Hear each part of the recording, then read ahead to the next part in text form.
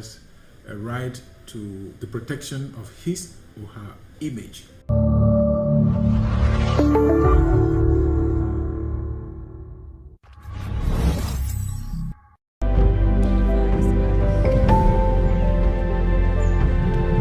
We're here at the National Communication Council. It is here that we're going to have today's edition of Web Talk. We are going to be talking with the president of this institution to find out more on the protection of the right to image on the media. Stay tuned.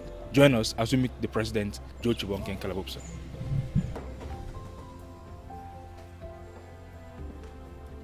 We're here at the office of the President of the National Communication Council, Joe Chibonke Kalabupse, who is going to be talking to us on the importance of protecting the image of an individual on the media. You're welcome to this edition of Web Talk on CITV Web here at the NCC.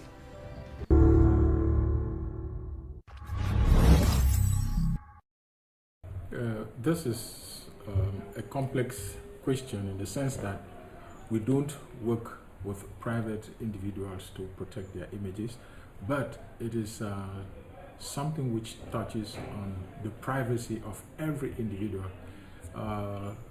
The law, we don't have any mission in doing that, but everybody has a right to privacy, and everybody has a right to the protection of his or her image. There are exceptions, and these exceptions are when you are a public figure, within the exercise of your function as a public figure. At that time, your picture can, or your image can be used on the media, and also in public ceremonies, like when you have a crowd or in a football match, you can have somebody's picture.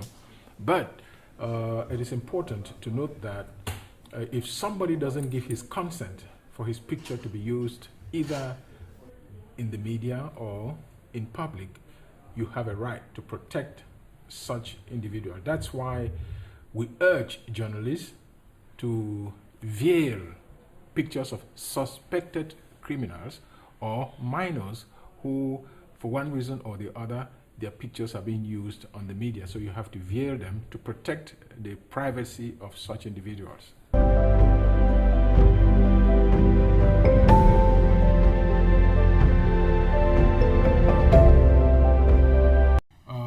Generally, we call their attention to any violations. We haven't had situations where we have sanctioned anybody for using pictures, but we usually draw their attention.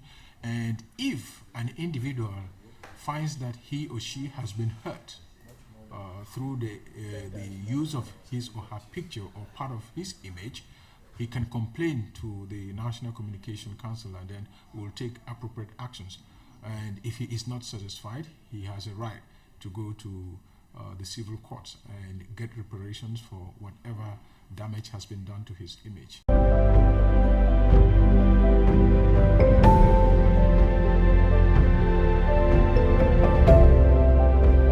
That is when you publish somebody's picture on the media when the person hasn't given his or her consent for that image or picture to be used on the media. And I must emphasize here that many people, because of technological evolution, are violating the right to privacy by using people's images. For example, in an accident, or you meet somebody dancing somewhere, or a drunkard, you take his picture and put on the air because it's dangling on the road, and that looks interesting and people would laugh at it.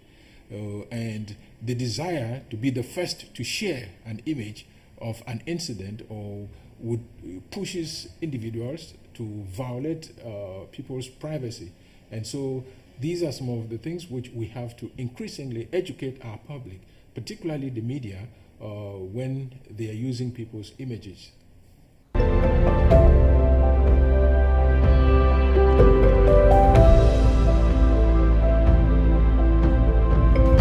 For now, it just falls within the scope of ethical control of media practitioners.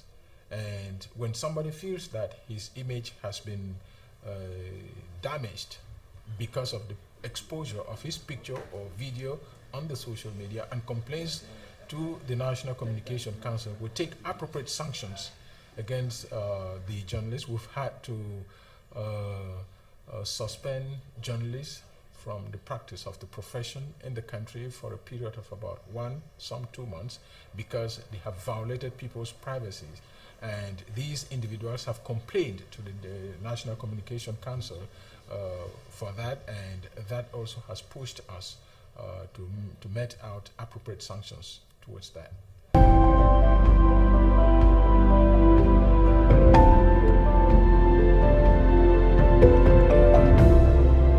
Generally, what we do is that when we sanction any individuals or media organs or programs, we hand over the sanctions to administrative authorities who are supposed to continue with the process of ensuring that our decisions are applied. And for now, we think that the press has cooperated fully in the application of the decisions which we take. And besides that, what we have done falls within the triple move which we took at the initial stage, that we will sensitize, educate, and sanction the defaulters if need be. We have been sensitizing. We've gone around the country to sensitize the press on the need for them to be professional in all what they do.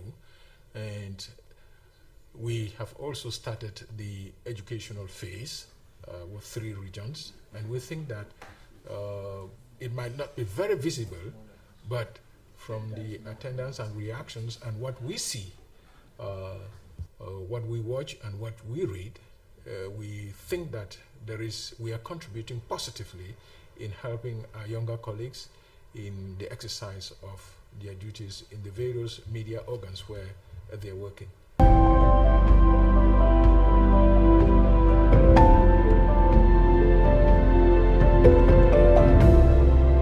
I think that what is important is that we all know that we are stakeholders in this process of nation building, and the press is a very powerful tool and a very powerful component in this process of nation building.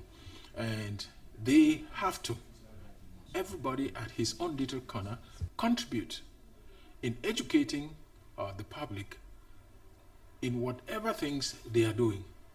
And also, the press knows that it is a big stakeholder in the contribution towards a peaceful environment, social cohesion, social happiness, and also the interactions between citizens. Because it is through the press that you reflect what is happening in the community. And people pick up newspapers or watch televisions or listen to radios, sometimes because they want to be educated, sometimes they want to be informed, and other times they want to be entertained. And so when you're doing an entertaining program, you know that you have followers. If you're doing an educative program, you have followers. And if you want to inform, you have followers. So you do it within the canons of the profession, and that way you are building a more educated society, because journalists don't only speak to individuals, they speak to a broader community. And unlike teachers that have a limited scope because they are within the classroom, the journalist speaks to a broader spectrum of the public, and with that, in the education process, they try to share their ideas. And that's why they must be informed themselves, I mean the journalists. And so when you read widely and you go to the sources of the different pieces of information you have to gather and treat, you become more of a public educator than just the simple reporter.